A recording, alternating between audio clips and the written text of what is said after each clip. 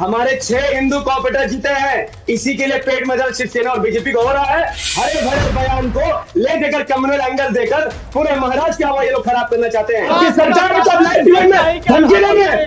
धमकी देंगे, शिवसेना के आधार पर चलेगा, आपकी आसमानी किताब के आधार पर नहीं चलेगा। आपकी आसमानी किताब फेल हो गई है। आपकी आसमानी किताब का कारण है कि पाकिस्तान भीख मांग रहा है। आपकी आसमानी किताब का कारण है बांग्लादेश की अर्थव्यवस्था खत्म हो रही है। आपके नेशनल मीडिया में पहली बार बीजेपी प्रवक्ता कह रहे हैं कि आखिर कांग्रेस मुस्लिम मेरे से क्यों नहीं जीत रही। यानी बीजेपी चाहती है कि मुस्लिम कांग्रेस मुसलमानों को वोट से जीते। एआईएमआईएम की तरफ से मोहम्मद नफीस अंसारी हमें ज्वाइन कर रहे हैं। बहुत बहुत स्वागत है आप सभी का। और सबसे पहले नफीस अंसारी, सवाल आपसे ही है, क्या क्या हरा करेंगे, क्या क्या हरा करेंगे और क्यों हरा करेंगे? अभी मजा आएगा ना भिड़ो। सर, हरा से किसी को भी ऑब्जेक्शन नहीं होनी चाहिए, बिकॉज हमारे झंडे में 3 कलर है, उसमें से 1 कलर हरा है। झंडा का तीनों कलर एमआईएम अपना कलर मानती है। एमआईएम का झंडा कलर बाकी 2 को हरा क्यों करेंगे आप? तेरी भी जली ना। नहीं, बाकी 2 को हरा क्यों करेंगे आप? सर सुनिए, बात सुनिए। संविधान सर्वोपरि है, संविधान से नीचे सब कुछ आता है। संविधान हर पार्टी को इजाजत देता है कि वो अपनी पार्टी मुमरा तो क्या महाराष्ट्र क्या पूरे भारत में फैला दे। और जब भारत एमआईएम में पार्टी फैलेगी, एमआईएम भारत में, तो भारत में एमआईएम का झंडा कलर हरा है तो वो हरा फैल जाएगा। इसमें क्या दिक्कत है? आज बीजेपी पूरे भारत में लगभग हर राज्य में बीजेपी की सरकार है। बीजेपी का हर झंडे में छोटा सा हरा कलर भी है, कभी किसी ने ऑब्जेक्शन नहीं किया। अगर हरा से दिक्कत है, अगर हरा मुसलमान और इस्लाम का कलर है, तो लेट बीजेपी प्रवक्ता डिसाइड कि क्या आप हरा कलर अपने बीजेपी झंडा से हटाएंगे। अगर हटाएंगे तो उसके बाद आप डिबेट में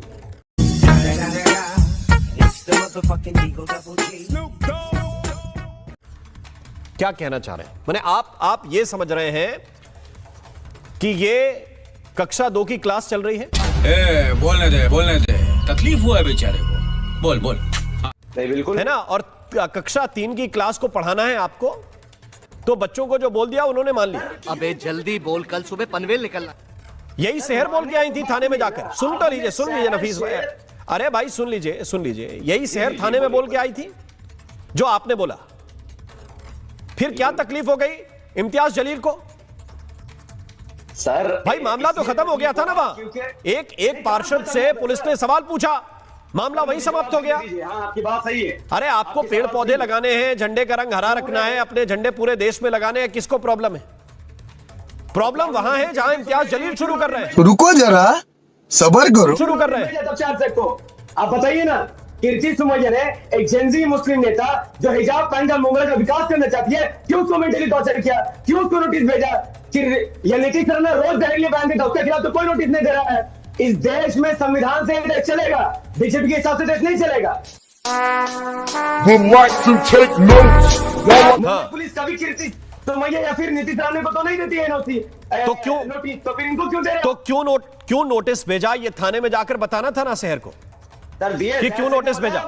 वही पार्टी का बयान है। शायर शेख वहां पे घबरा के माफीनामा लिख के आ जाते हैं। होना चाहिए। पुलिस बुलाती है तो माफीनामा लिख के आ जाते हैं और फिर गर्मी दिखाते हैं कि क्यों भेजा, क्यों नहीं भेजा। अगर नोटिस गैर कानूनी था तो नहीं सुनते। तेरा तो गेम बजाना पड़ेगा। कानूनी था तो क्यों सुना, चाहते हैं, क्यों जवाब दिया उसका?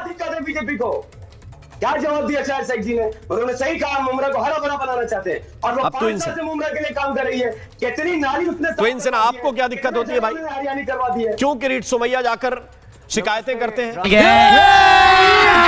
अभी मजा आएगा ना भिड़ो। पूरे देश को हरा करने की बात कर रहे हैं तो अपनी जो है औरंगजेबी मानसिकता को बार बार अंकित कर रहे हैं। ये फंस गया सीएम।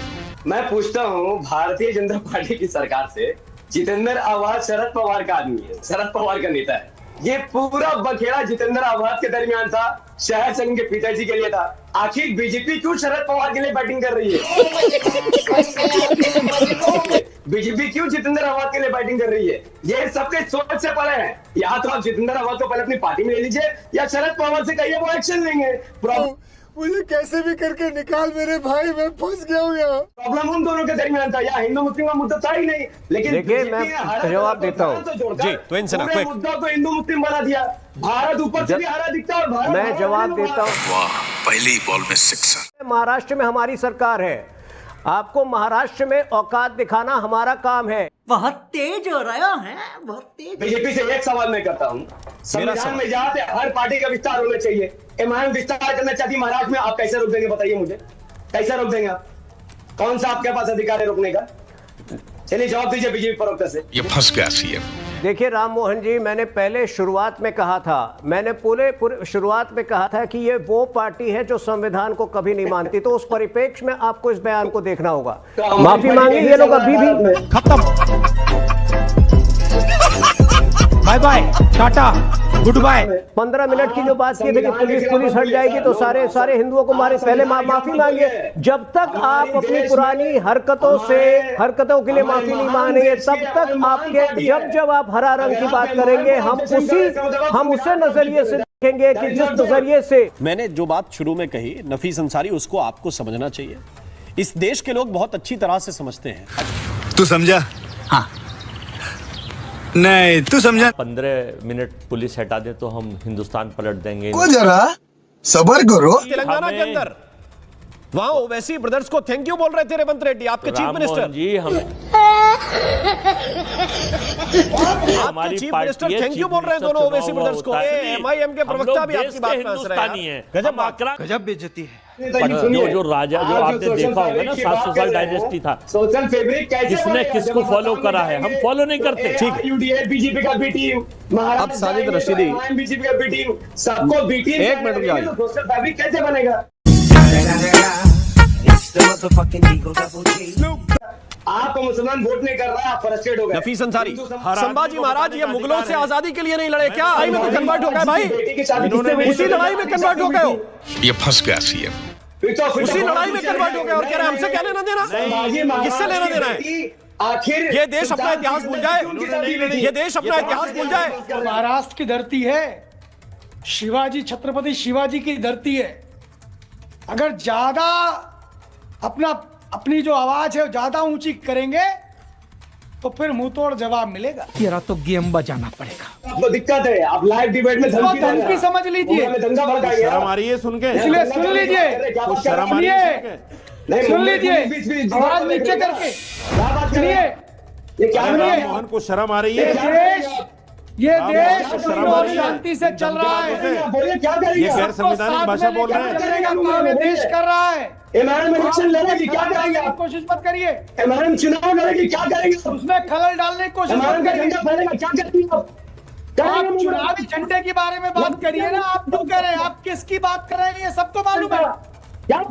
हिंदवी स्वराज वहां पर हिंदू के साथ है, क्या करेंगे? सुनिए, आपकी सरकार में तो लाइव डिबेट में धमकी देंगे, दंगा करने की बात करेंगे तो शिवशाही के आधार पर चलेगा, आपकी आसमानी किताब के आधार पर नहीं चलेगा। आपकी आसमानी किताब फेल हो गई है। आपकी आसमानी किताब का कारण है कि पाकिस्तान भीख मांग रहा है। आपकी आसमानी किताब का कारण है बांग्लादेश की अर्थव्यवस्था खत्म हो रही है। आपकी आसमानी किताब का कारण है कि दुनिया के अंदर अशांति पैदा करने वाले उसी आसमानी किताब के आधार पर चलने वाले लोग हैं।